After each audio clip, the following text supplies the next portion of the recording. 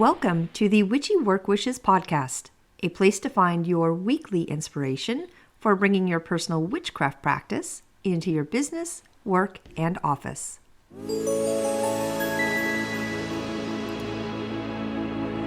Welcome to Witchy Work Wishes. I'm your host, Charlene, and we are talking about Samhain and the amazing year of the Witch's Year that we are coming into right now. But first, I like to share some things I did over the weekend to help with my own personal practice. Kitten season, well, for me at least, it has officially wrapped up. And it happened to be on Friday the 13th, Freya's Day, which could not have naturally worked out any better. I definitely feel I am honoring Freya by all of the foster work I do with kittens, and she called them up for adoption on Friday. The last two fosters went back to the shelter, which meant it was time to thoroughly wash all of the playpens, the blankets, and all of the little kitten supplies, and get it ready for storage until next spring. Now, the timing was right, as I spent the entire weekend getting my house ready, yet again, for the holidays. It's early this year, but only because I know I will be down with surgery and won't be able to decorate and, get things ready for my boys coming home. And this is my time of the year, as it has been forever. So physically, being down and out will not count me out of the game. I am just preparing ahead of time. I did do a bunch of manifesting over the weekend too, really for the upcoming health journey and the holidays.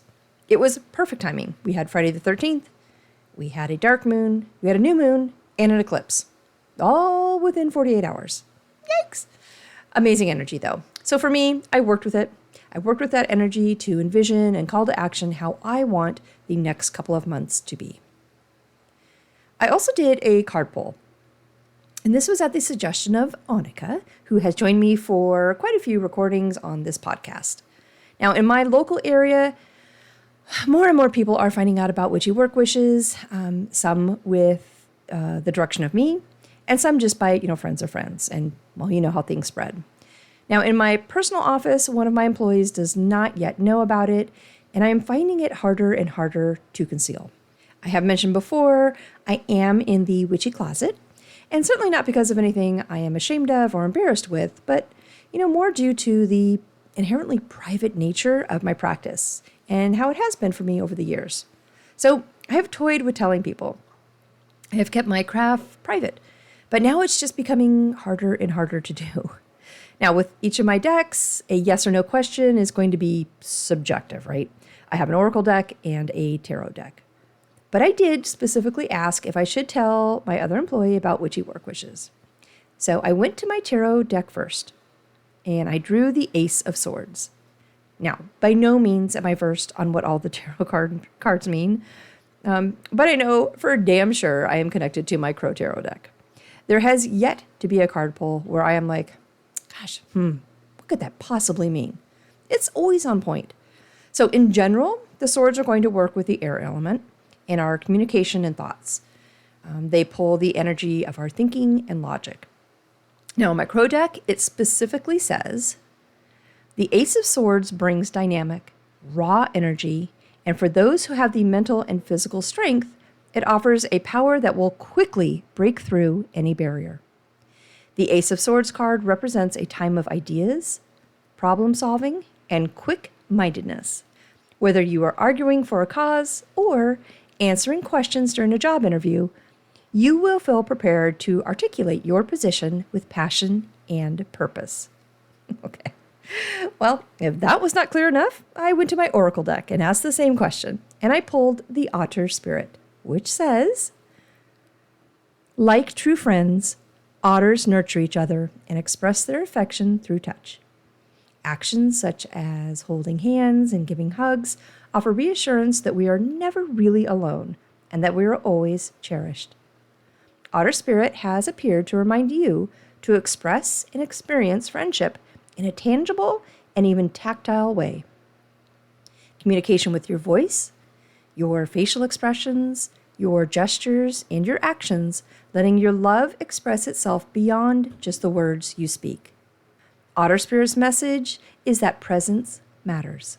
So remember to be fully present with those you care about, helping them sense the love and affection and appreciation you have for them. Now is a time for a joyful celebration of the love in your life that expresses as friendship and companionship. Hug someone, touch their arm, or simply look them in the eyes with your full attention saying, I care. You matter. Make time for friendship. Otter Spirit promises that the moment you reach out, you will remember that you too have many who love and care about you. You are never alone, and you are always loved. Okay, well, for me, I love that card, by the way. The Otter card is amazing.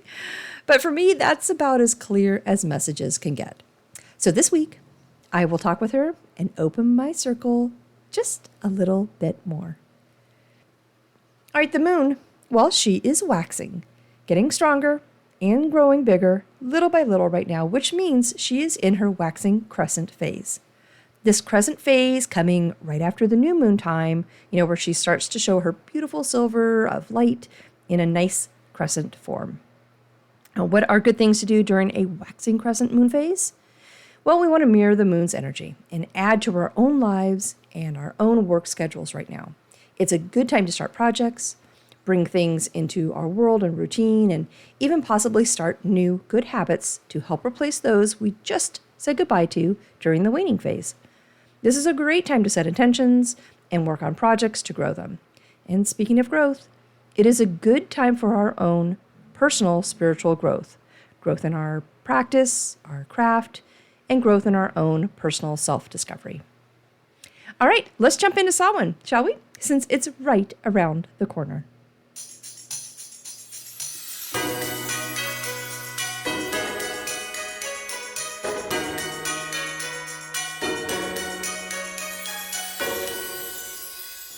Well, how far back do you think Samhain goes?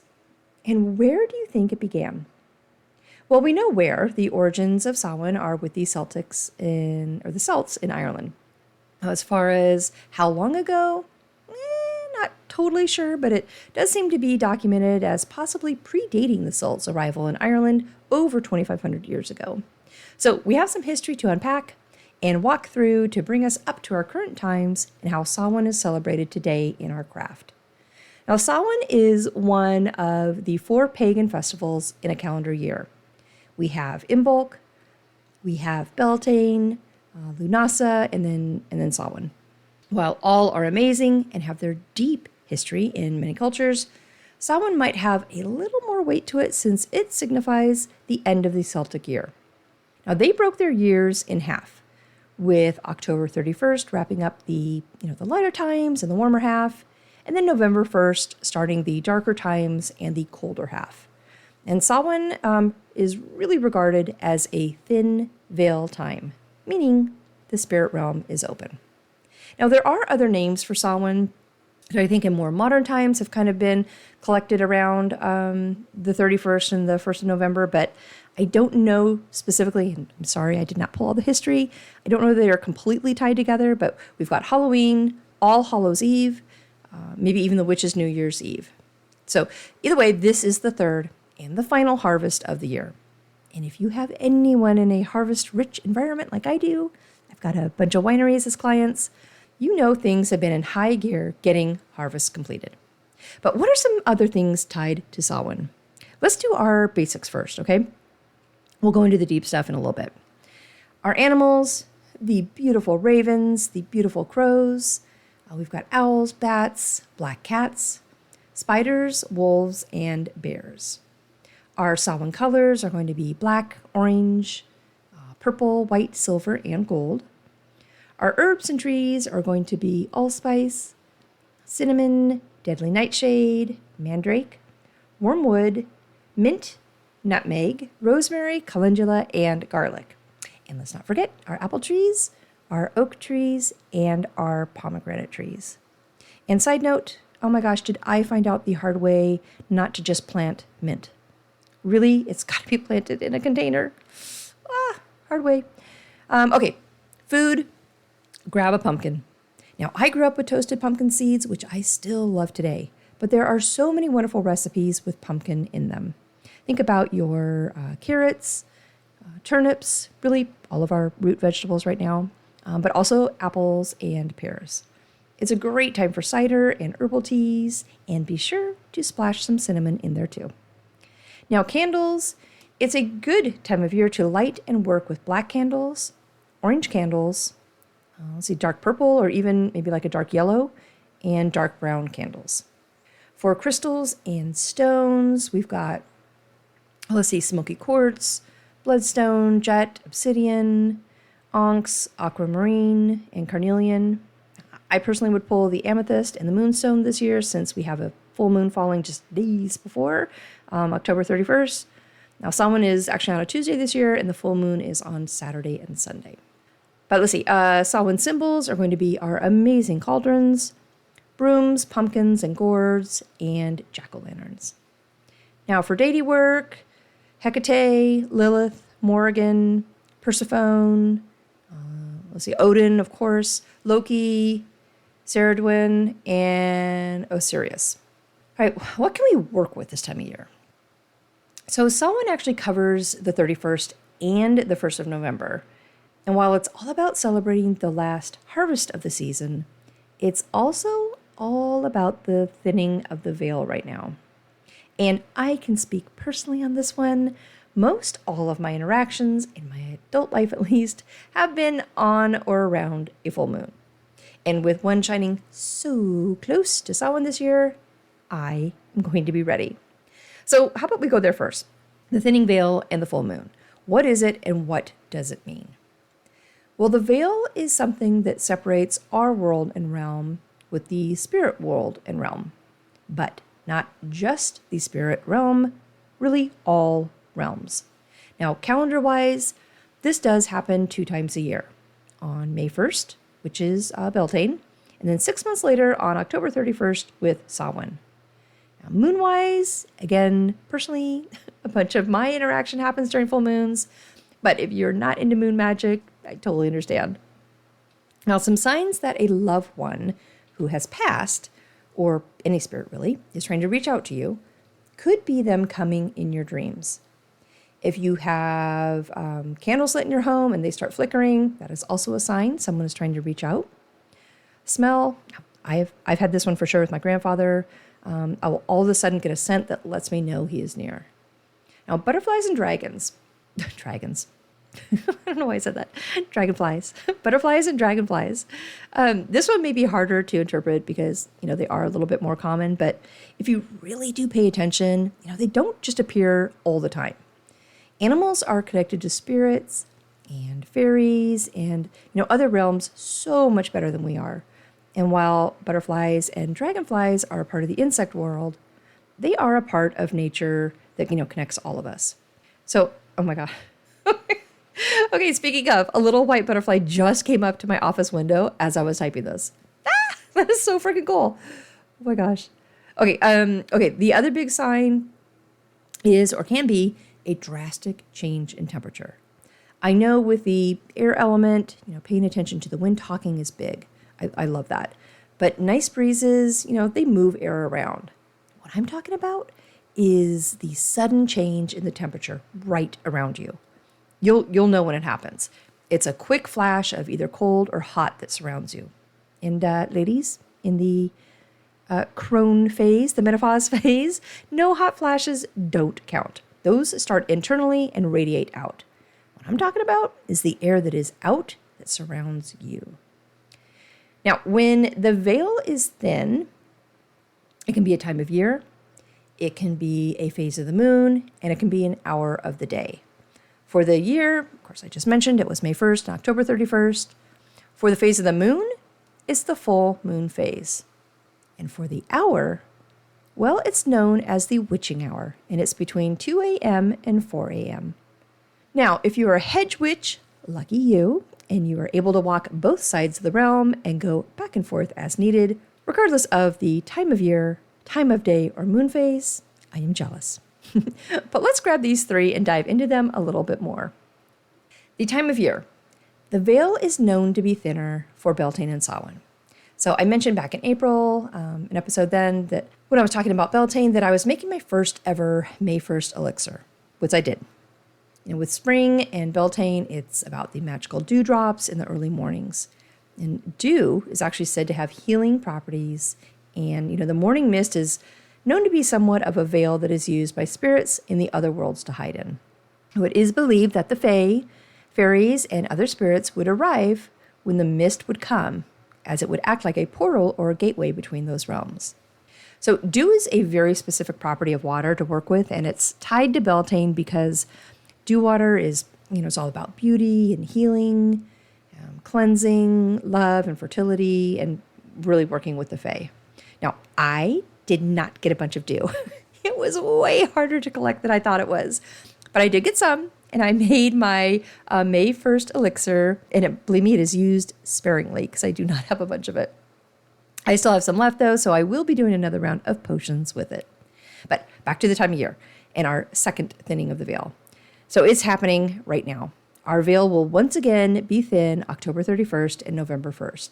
And honestly, I personally think it's going to be thin for even longer because the full moon is going to start us off by opening things up for us on Saturday, and portals will probably be open through Wednesday night. That's a lot of days to work with a thin veil.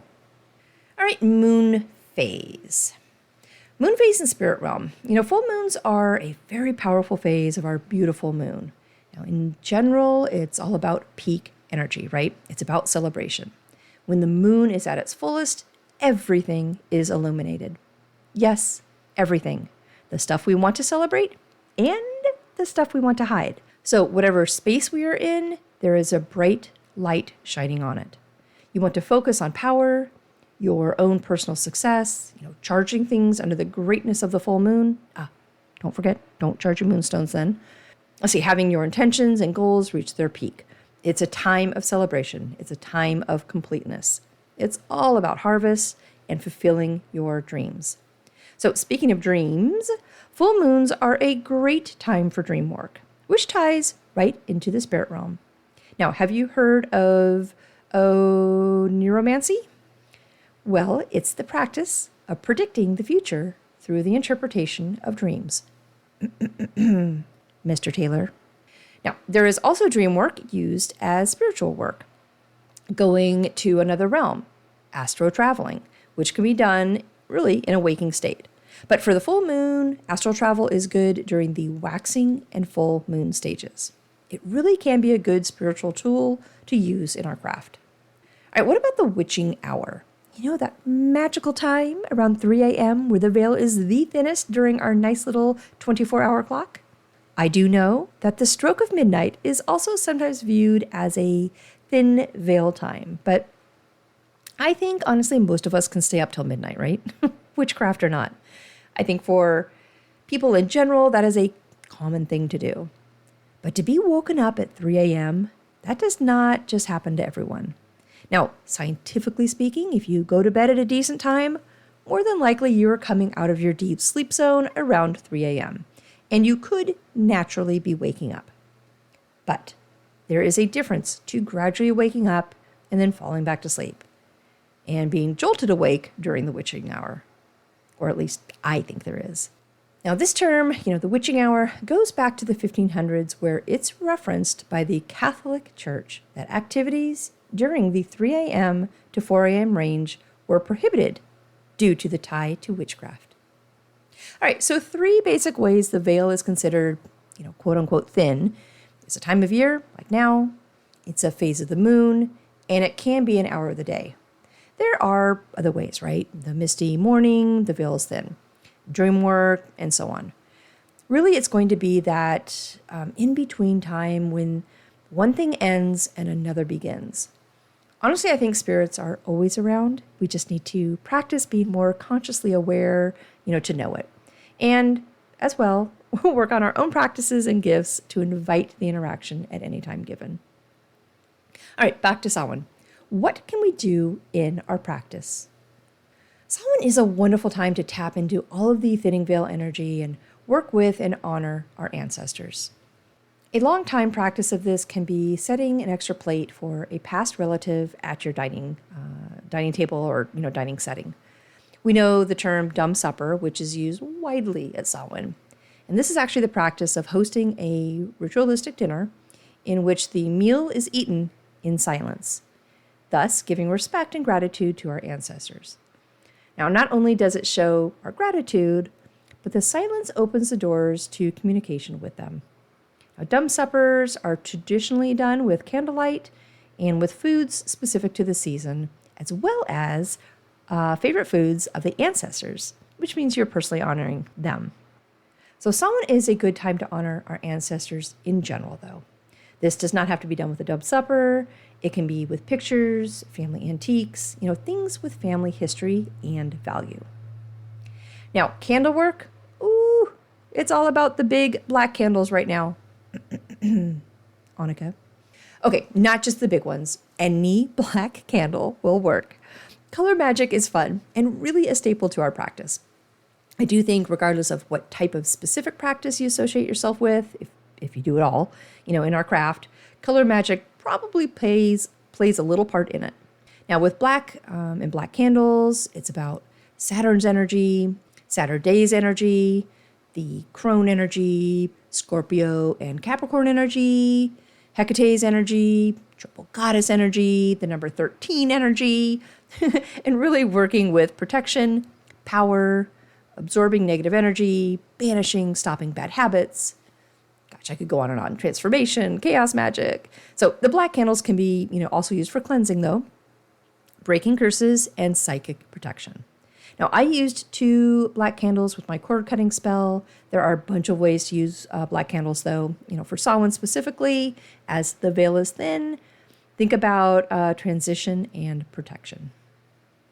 All right, what about altar work and decorations? I'm going to laugh on this one.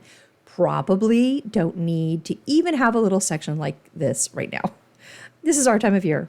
And more than likely, your altars, your homes and offices are fully decorated and have been, like mine, since August and September.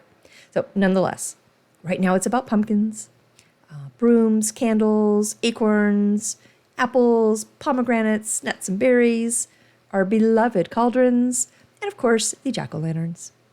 It's a time to bring our ancestors' pictures front and center and carve our pumpkins. How about bringing all of this amazing Samhain energy into our work and offices? You know what? If there is ever a time when anything goes, it's now. Broom closet or not, it does not matter with Samhain decorations because Halloween decorations are just the same. Everything is a go. Now, if your office is in, a more corporate environment, not every nook and corner is fully decorated, there are a bunch of things you can still do for your desk. You just need to pare it down, the physical size, and keep in coordination with the general vibe that your office already has. If it's minimal, that's okay. I'm actually finding more and more beauty and peace with minimal stuff. Okay, all right. January through August at least. Now for September, October, November, December. For our witchy work wishes, we can harness the energy of the spirit realm and ask our ancestors for guidance with our careers and jobs. With the thin veil, it's a wonderful time to open the lines of communication from our elders. It's also a time to use the full moon energy with work. Be thankful for all we have. The ability to earn a paycheck in an environment we love working in. Money that allows us to have a roof over our heads, food on the table, and clothes on our bodies. Full moons are all about heightened energy, so be careful what you're giving your full attention to. They are about energy, power, and that outward illumination. We can use that for our work wishes and harness that power. So there we have it. Samhain, it's one of the 4 pagan festivals in our calendar year, also called Halloween, All Hallows Eve, and the Witches' New Year. You know what? I'm going to go grab my poem, and I will be right back.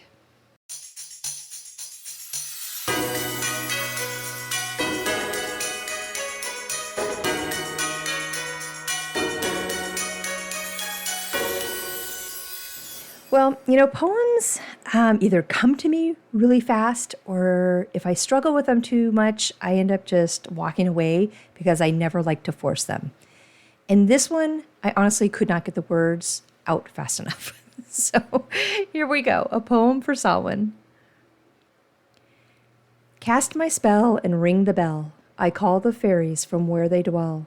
The veil is thin, so we begin to hear the tales they tell. And not just fairies sing so merry.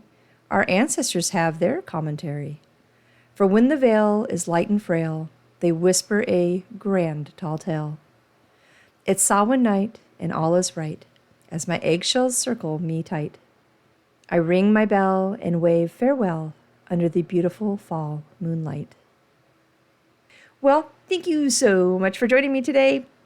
Next week is all about eggshell and protective magic, which honestly has been on the docket for 2 months now. So I'm really happy to be finally recording that one. For now, though, have a great rest of your work week, a great weekend, and I'll talk with you next week.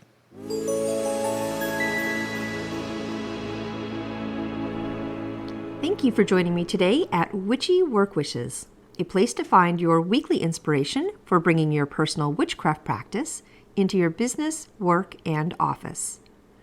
For more information and additional content, please visit me online at witchyworkwishes.com. If you want to send me a personal note, please email me at info@witchyworkwishes.com. And of course, you can follow me on Instagram and Facebook. Just search for Witchy Work Wishes.